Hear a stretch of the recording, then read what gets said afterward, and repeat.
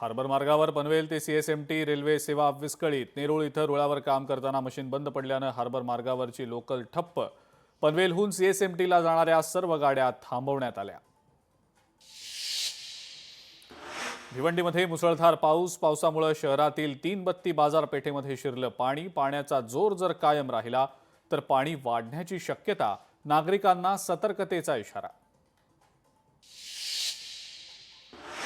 वसई विरारमध्ये जोरदार पावसामुळे सखल भागात पाणी साचायला सुरुवात।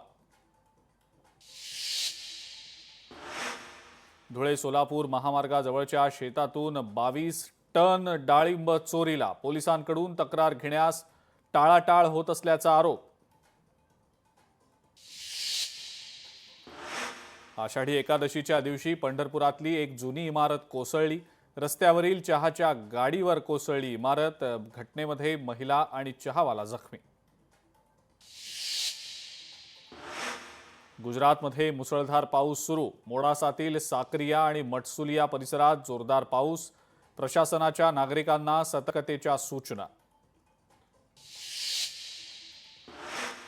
पुण्यातल्या कोंढव्यामध्ये 15 लाखांचं अफीम तर बिबवेवाडीमध्ये 11 लाखांचं मेफेड्रॉन जप्त। पुणे पोलिसांची मोठी कारवाई।